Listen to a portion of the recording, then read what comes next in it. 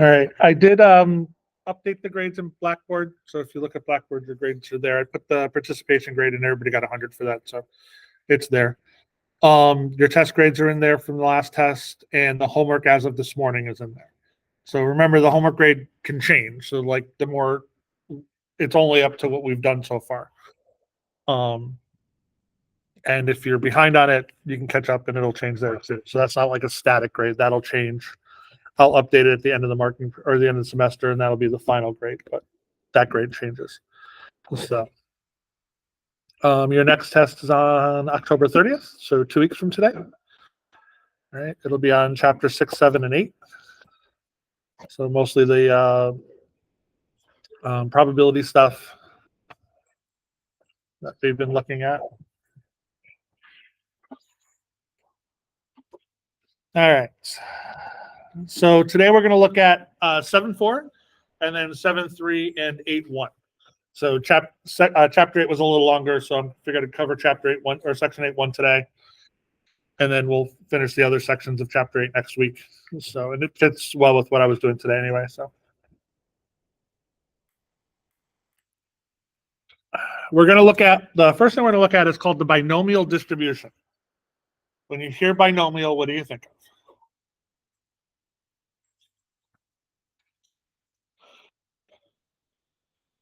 Two. Keyword is two. Two of something. Binomial typically, if you remember algebra class, it was two like pieces of polynomials like x plus 2, or you had x plus 2 times x plus 3. Those were multiplication of binomials, those type of things. The key word here is the two. So a binomial distribution, a binomial experiment has to satisfy these criteria. The first one is there can only be two outcomes. Okay, we cannot have more than two outcomes. So most situations we actually can break down into two outcomes. It's either going to be a success or a failure. Okay, so flipping a coin, you either get a heads or a tails. It's two options. Okay, so or if something works or doesn't work, again, two options. So a binomial experiment has to have two outcomes of each trial. The experiment consists of a number of identical trials. So you can have more than one of those situations, but each trial is identical and it happens multiple times. Probability of success on one trial is denoted as P, so that P is your probability of success. And then failure would be the complement to that, so 1 minus P, because remember the total probability still has to equal 1. And since there's only two options, you either succeed or fail. If the success was 20%, the failure would be 80%. It has to match up to 100 or 1 or 100% or 1.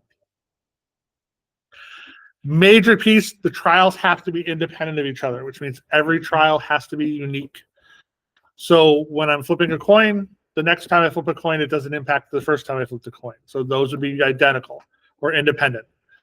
If I was taking cards out of a deck, I pull a card out, I have to put the card back. Because if I left the card out, then those trials are not independent. They relied on each other. And what we're going to be counting is the number of successes in the trial. So we're always looking at the success side.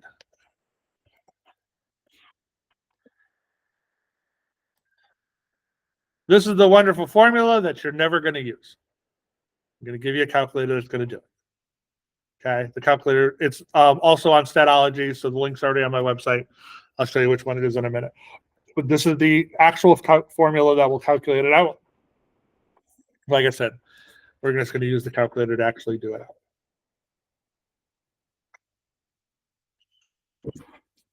All right.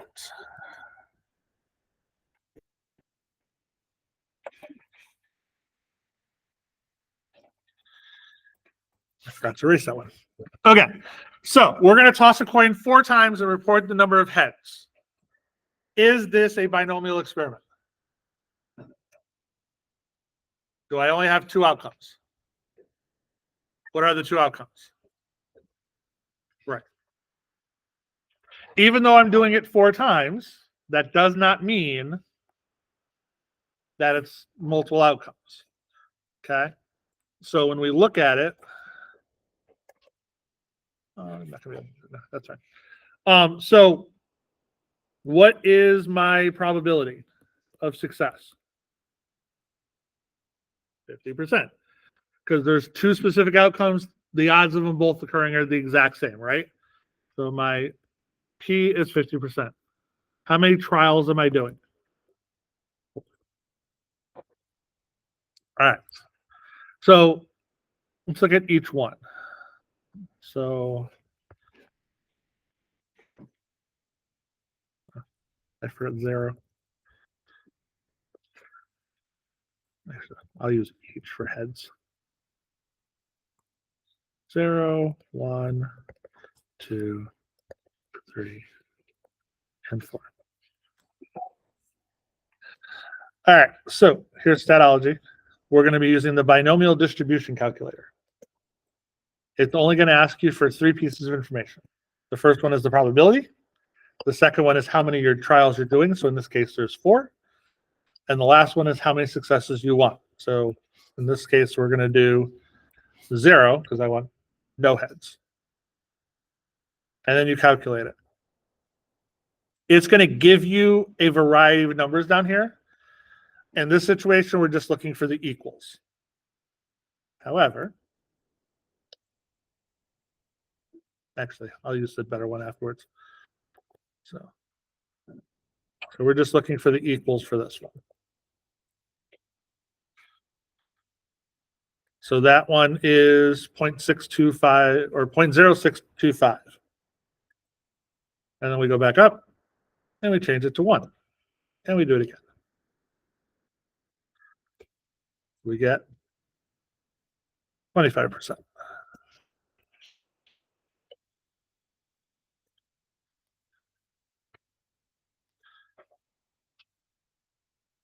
Two. I need them all.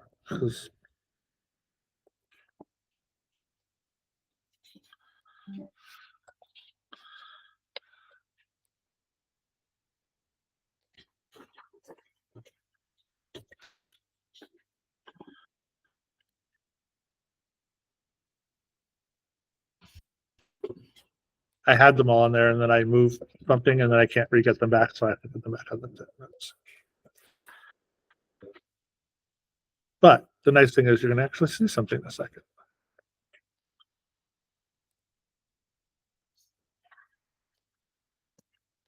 All right. So when we have these options, what's something you notice about the actual numbers in these?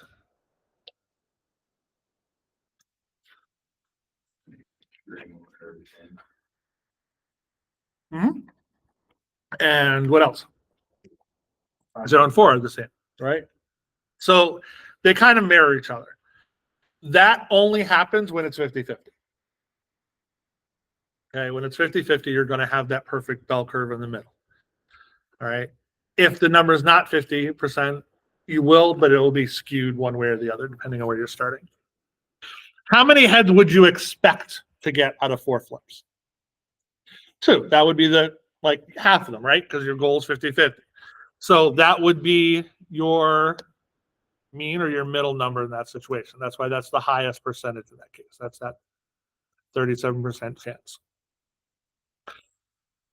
The other piece of this, let's do 3. So they also gave you 4 or a bunch of different options down the bottom on this. So each of these is useful for certain types of problems. In this problem, we wanted to know the probability of exactly that one. However, you do get asked quite often less than, greater than, at least, at most, those type of questions. So this is what you would look at for exactly.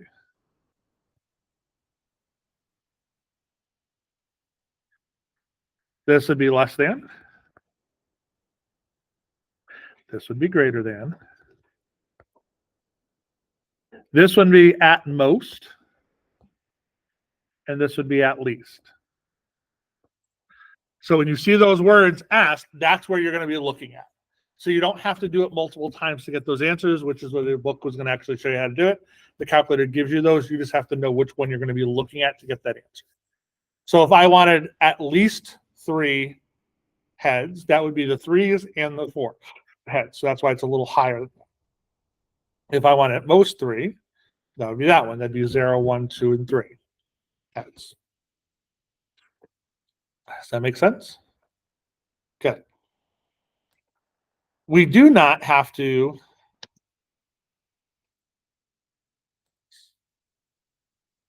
so let's say rolling a die 4 times. Is that a binomial experiment? Just rolling a die would not be. However, if I want to know if I got a 6 or not, would that be a binomial experiment? Yes, because now it's a success or a failure, right? I either got a 6 or I didn't get a 6. Is it the same as the coin 50-50 though? No. So your probability does not have to be 50-50. It can be anything. So in terms of the coin, it's going to be what? What's the probability of me getting a 6? 1 out of 6. Okay, or because it's going to want it as a decimal 0.167. And how many times am I doing this for this die? We're doing it 4 times. So how many heads or how many 6s do you want? Just give me a number. It's not in the problem. 2. Okay, so we'll do 2.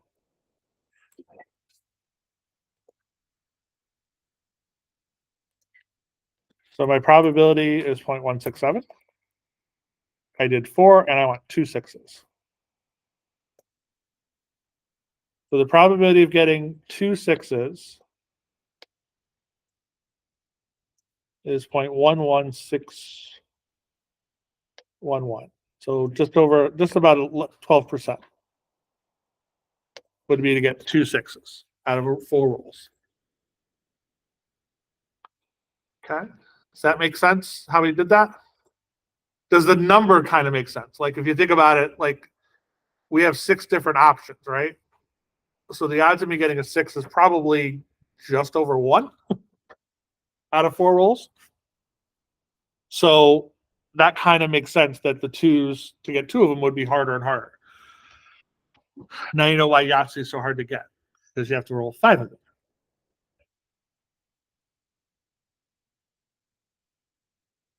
All right.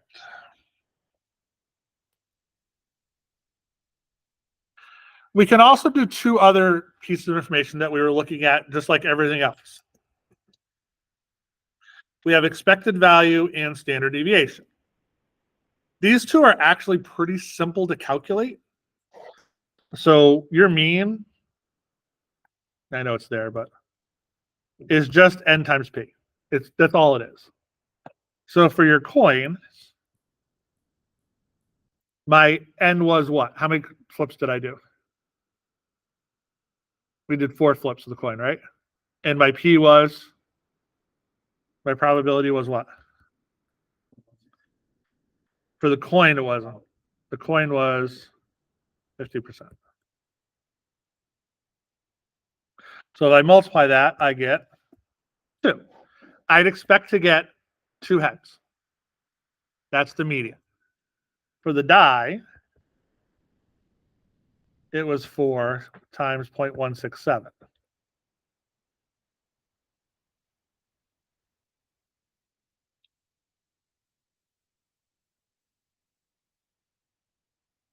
So 0.668. So I wouldn't even expect to get 1.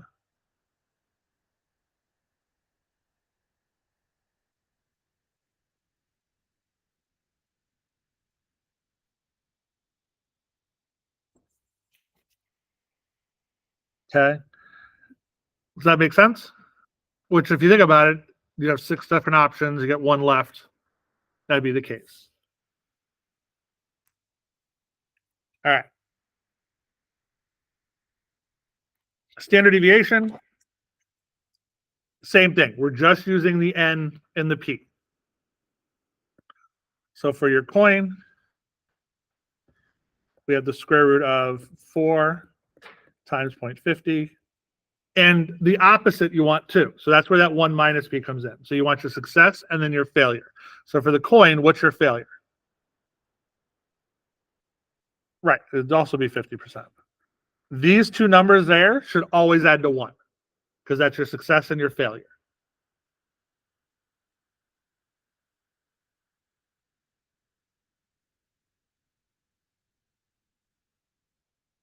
In this case, my standard deviation is 1.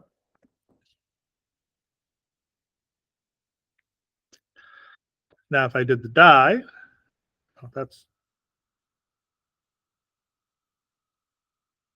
we have 4 again, but this one is 0.167. What's going to be my failure for this one?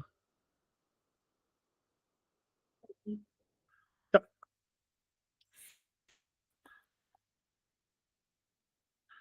And we get 0.27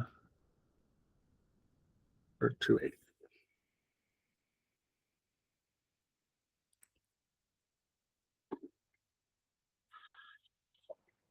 So those two formulas should be pretty easy for you to do just with a simple calculator. But they're going to give me information about what the mean is, what I would expect to get, and then what the variation is. So let's look at the coin one for a second. If I did 1,000 coins, if I did 1,000 coin flips,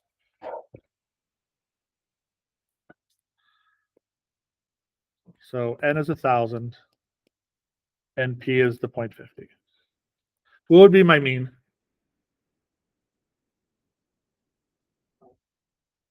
Yeah, 3,000 times 0.50, right? Which is 500. Okay, so that's what I would expect to get, correct? If we go to my binomial calculator.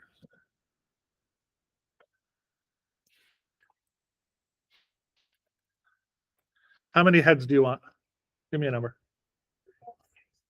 3 heads? Oh, 400. Okay. 3 heads. Probably getting 400 heads is almost 0. Is it exactly 0? Why? Right. Very important distinction. Even though it's less than the number of zeros they have there, so that's why it's listed as 0, it's not exactly 0. You could possibly get 400 heads. Okay? It's just very unlikely. All right? So the further you get on either side, let's say if we did 600 of the mean, the further you get away from that mean, the more unlikely it is to occur. Okay? So if, say, we did 478, we're getting closer to that 500 mean. So now it's getting a more of a chance that it's going to show up there. Okay?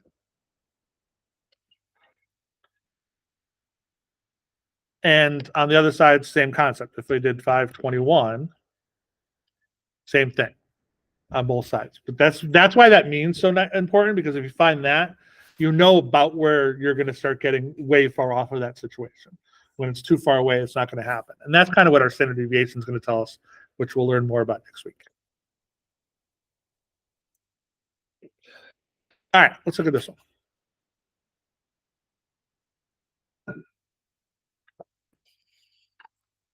Thank you. All right. This is actually really how this happens, by the way. The U.S. Land Management Office holds a lottery for leases of government land. So if you want to go drill for oil on government land, so like if you've ever heard the whole ANWR up in Alaska, the Alaska National Reserve, that they've drilled in, they haven't drilled in, they've canceled leases, they've opened leases, that whole concept. This is how it's done. So the U.S. Land Management Office goes, okay, we're going to have these plots of land. They take one section, they plot it all off, says, we're going to lease out these lands, and we're going to put it in a lottery. All the businesses put in their things, and they draw who's going to win each one. So your company won the rights to 12 leases. Historically, about 10% of these lands possess sufficient oil reserves for profitable operations. So only about 10% of them actually have oil on. what's the probability that at least one of your leases will be profitable? So what are the pieces of information I need out of this problem? So my N is 12, right? I have 12 options. My P is 10%. Before we even do this, is this a binomial experiment? Does it fit the criteria of only two options? Yes, it has oil or it doesn't, right? Or it has enough oil to make it profitable or it doesn't. Okay. And then we want at least one, right? So we're looking for K is greater than or equal to 1, because that'd be at least 1, right? We go to my wonderful little calculator. Change that to 1, 12, and we want 1 success. And at least 1 is about 72% chance.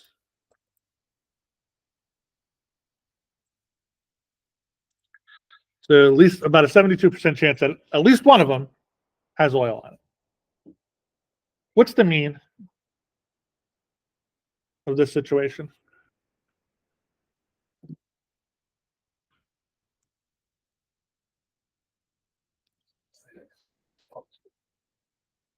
So my mean is what? It's N times P, right? 12 times 0.1 is 1.2. So that's my mean, is 1.2. So 1 is pretty close to 1.2, right? So good chance that that's going to occur. Is 2 closer to 1.2 or further away than 1.2? So when we start looking at getting up to the 2s, so if we go back over here and we change this to 2, have oil. Now we're down to a 34% chance that at least 2 to have it. Okay, so it's starting to get lower and lower. So that's where that mean helps you actually determine if the information is accurate or if the number you got makes sense in that respect. Good. How many of you have flown before? How many of you have been bumped from a flight before? Not fun. So airlines will never just book the seats on a plane. They always overbook planes. Okay? Because they know not everybody shows up. And when everybody shows up, they're screwed and they have to bump people from the plane. So this small commuter airline has a plane that'll hold 15 people. And they know that about 20% of the people making a reservation will not show up for a flight. So if I sell 15 seats to my plane, what's the probability that my plane will be full? How do I do that?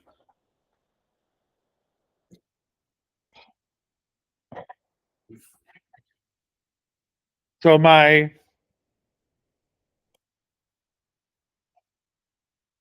what's the probability of success? 80%. Why is it 80 and not 20?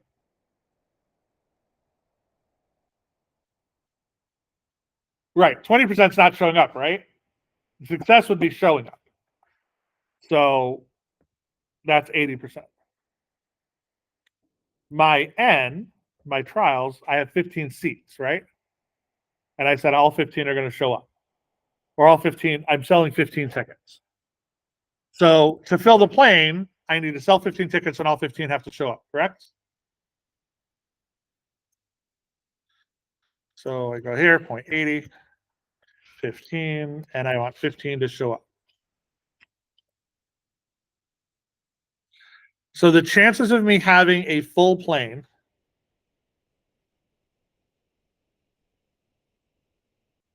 is 4%, or 3.5% basically, is my chances of having a full plane if I only sell 15 tickets. So how many tickets should I have to fill the plane sold? Why 18?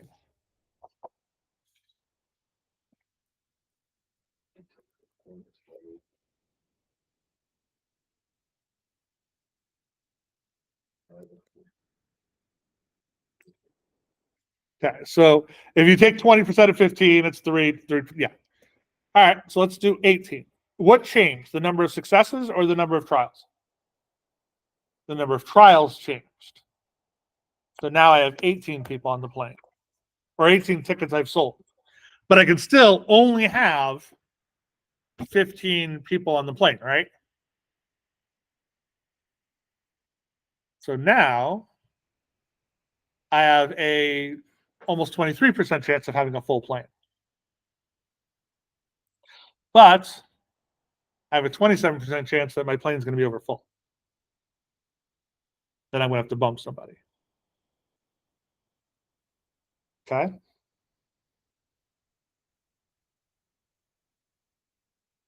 So that's a better chance. And actually, it's the best option to go. That's the best to get your full plane.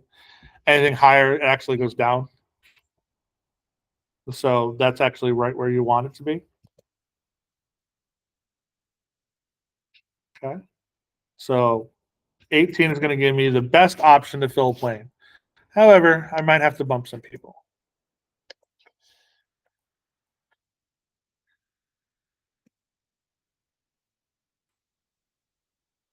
So it says there's a 27% chance that I'm going to have more than 15. So what's the chances of me having to bump 2 people? How would I figure that one out?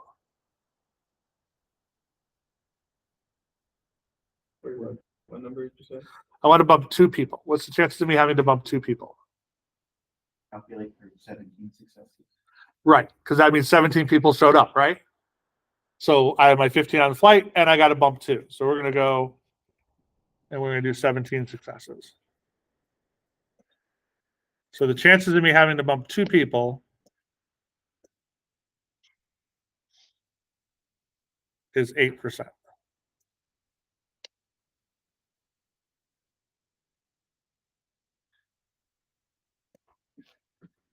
Okay.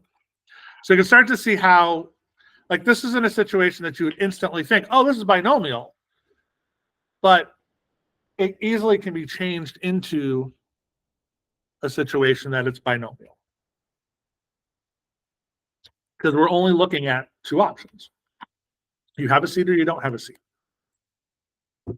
The best way to guarantee yourself a seat is to pick your actual seat. The first people that get bumped on the plane, if they don't get volunteers, are the ones that don't have an assigned seat. So, all right. Next piece. Yeah. All right. So, what are the odds of me rolling a 1 on a die? What's the odds of me rolling a 5? They're all the same, right? So when we're looking at rolling a die, the probability of every one of those. So a 1, a 2, a 3, a 4, a 5, and a 6. It's all 1/6. Okay. So when we're looking at a uniform distribution, they're all going to be exactly the same no matter what. That's what uniform means. In a lot of situations, that's true. Not in all, but in a lot of situations. So let's say you ordered a package online, then they're going to tell you it's coming between June 6th and June 11th. You're not going to be home June 8th or June 9th. So what's the probability that it's going to be there when you're out of town? So what's the first thing we need to figure out? Right. So 6, 7, 8, 9, 10, 11. So 6 days. So what's the probability of each day? 1/6.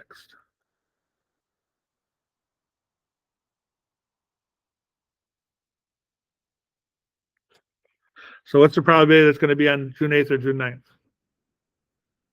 2/6, or 1/3.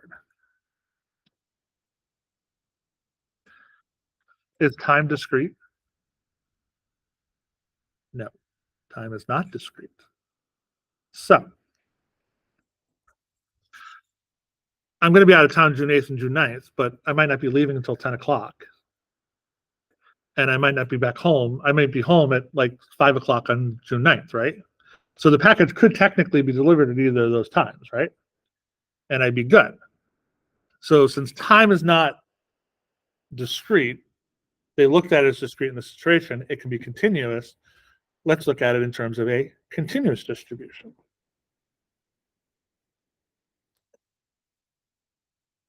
So a continuous uniform distribution is just one box. What does the area of that box have to be? What is the total of all probability? Has to be one, right?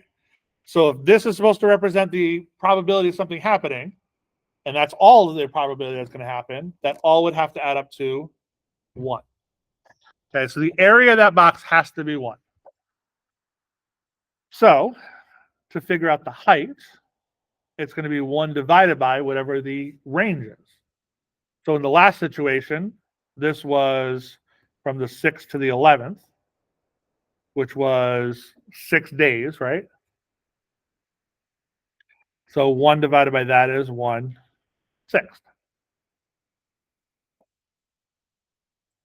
So when we're looking for the height's always going to be 1 divided by whatever the range of the bottom is from start to end. So B minus A.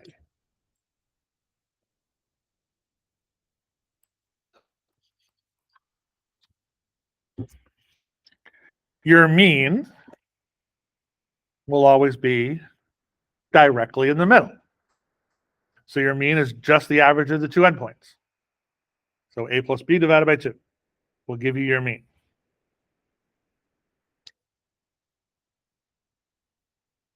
Standard deviation is B minus A divided by the square root of 12. It is always divided by the square root of 12. Do not ask me to explain why. It's a lot more math and calculus involved. Just trust me, it's the square root of 12.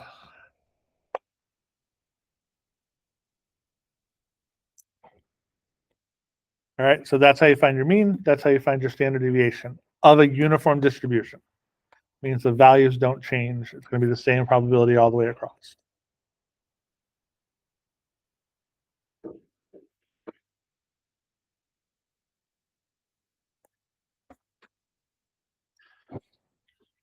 So fire department records show that each of its trucks reach the scene of a fire at some point between 2 minutes and 15 minutes after the fire is called.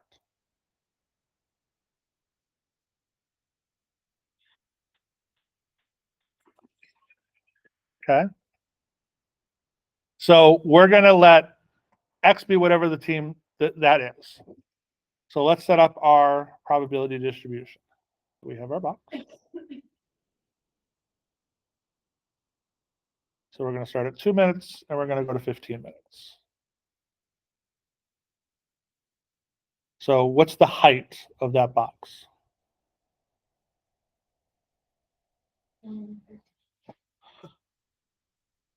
1/13.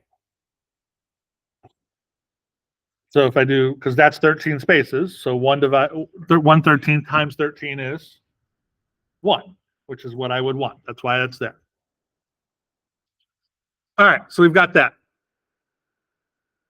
I want to know what's the probability that the truck will reach it within 5 to 10 minutes. So 5 to 10 minutes. So I want to know the area of that box. What's the width of the box? 5. And the height is 1/13. So the probability that it will arrive during those times is 5/13. Simple geometry. Length times width. It's 1 over B minus A. Oh, okay. And that's 15 minus 2. Yeah. So, because basically your goal is to always get it to equal 1. So if the width is 13, what do I got to multiply 13 by to get 1? 1 over 13. It's always going to be the inverse of, or the reciprocal of whatever you got in the bottom, basically. So, okay. What's the expected time until the fire truck arrives? So what's the expected time, or the mean, or the average time for that truck to arrive? So right. So I would do the 15 minus 2 divided by 2, or plus 2. So 17 over 2, or approximately 8.5 minutes. And what's my standard deviation?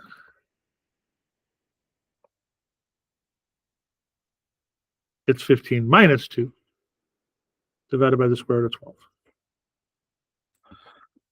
which I can't do in my head.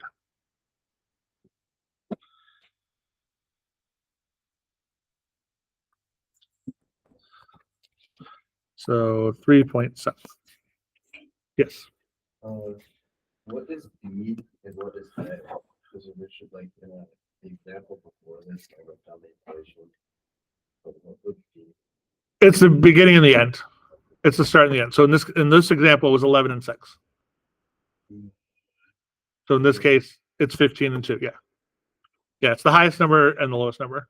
And it's always B and then A, because if you did the opposite direction, you get a negative number, and you don't want a negative number. So.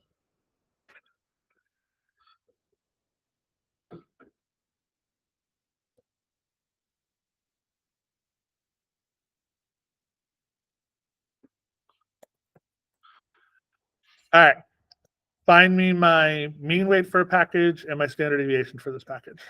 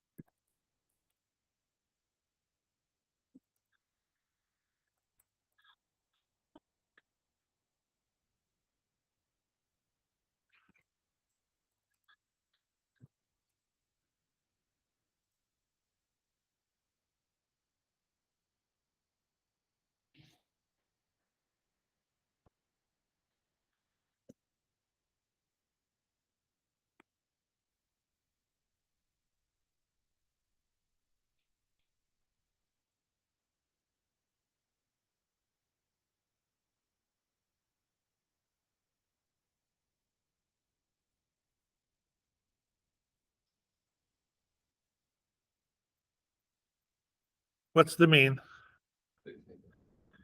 And that's what they put on the bag of fries. So when you buy a bag of fries or buy a bag of anything, they're going to give you the mean. That's what's going to be on the bag. So 60.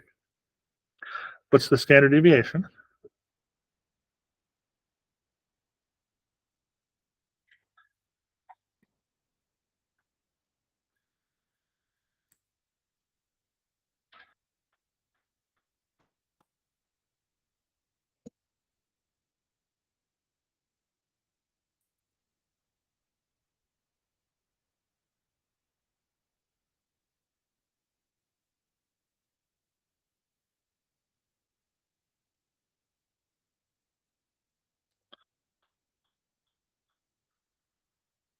What's my standard deviation?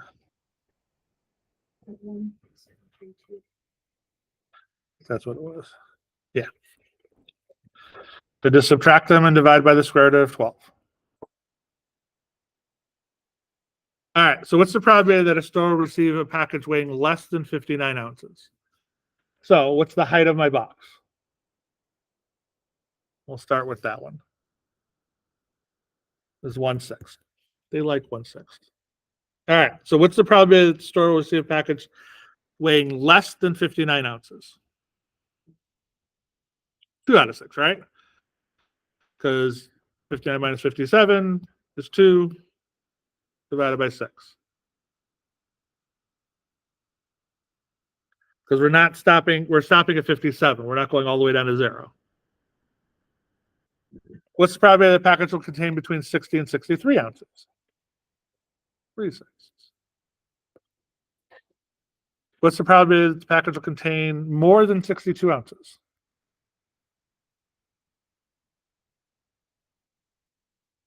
And it says more than, right? So more than would be only 63. So in this case, or anything above 62. So technically 62.1 would work in that situation, but there's one value. So it'd be 1/6. What's the probability the package will contain exactly 60 ounces? You can't actually tell me. What did we do to figure out all these probabilities?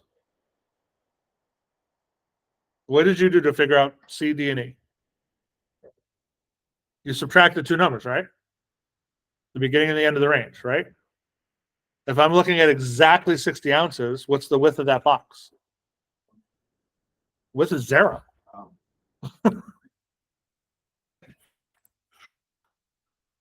That width is 0 because you can't find the width of a single number. You have to look at either end. So to find the probability that the package will contain exactly 60 ounces, you actually can't with this method. There's other ways we're going to do it, but you can't do it with this method. Because you always need a range. I could find the probability that the package will contain between 59.9 ounces and 60.1 ounces. That I could find, because now I have a range, but not exactly 60 ounces. That makes sense? Good. Questions? Can't do it.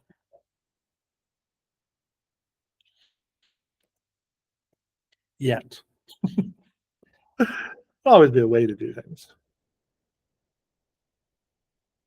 All right. That's it.